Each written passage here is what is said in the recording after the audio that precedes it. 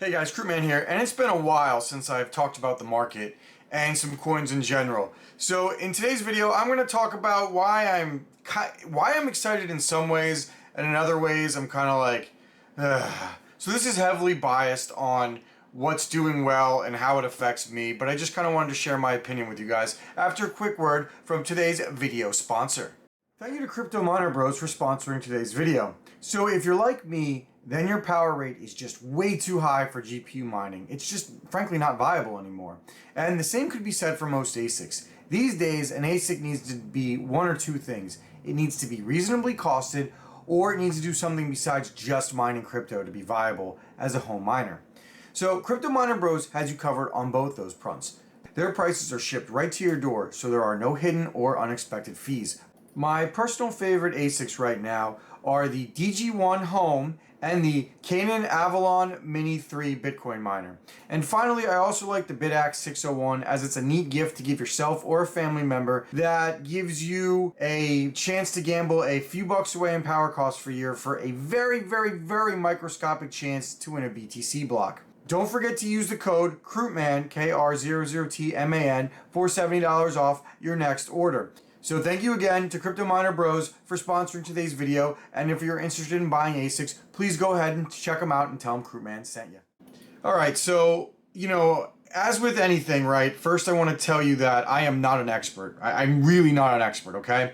And I am not advocating you buy or you sell any of these coins. I'm just sharing with you my opinion, what I'm excited about, what I'm not excited about, and sharing my opinion on some other news stories. So the first thing I want to talk about is what I'm excited about. And it's ETH, right? So I've held an ETH position basically since I was crypto mining. I don't think I've sold any ETH since March 2021. I don't have a lot of ETH, I have some. And it was a losing position for years. For years, I didn't sell it on the way down and bought it back at its lowest, when it was around 1,000 like I should have.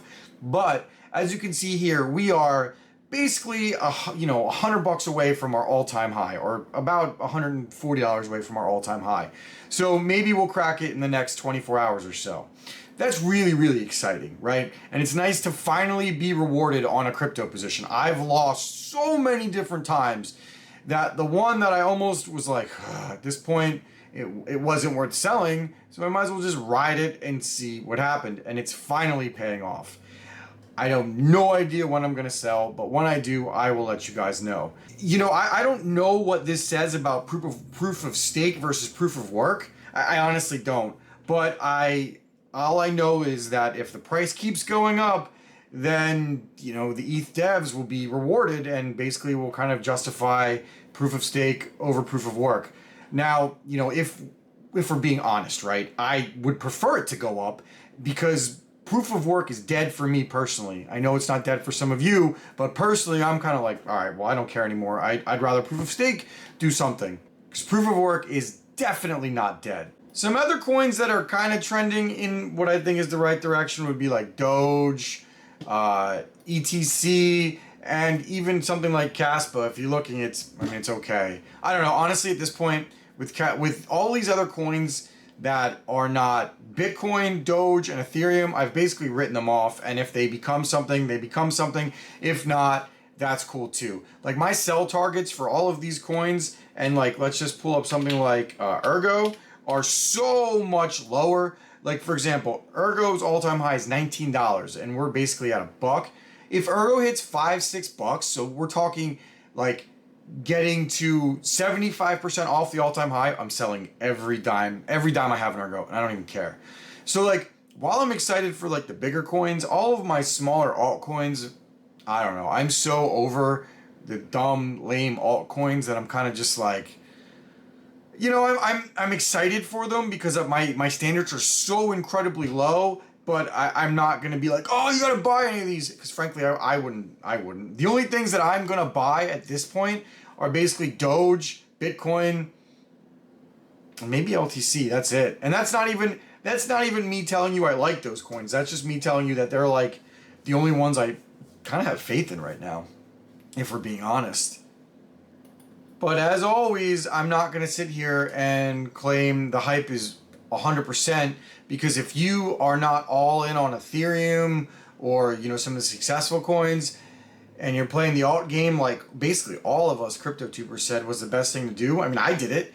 Well, we got plenty of things that aren't going well right now. Like Trade Ogre is getting DDoS'd. You know, still can't get there. Have a few thousand on there. Not thrilled about it. And then the next piece of news that I'm not a big fan of, that I have no idea how anybody could justify this as a good thing, is Qubic 51% attacked Monero.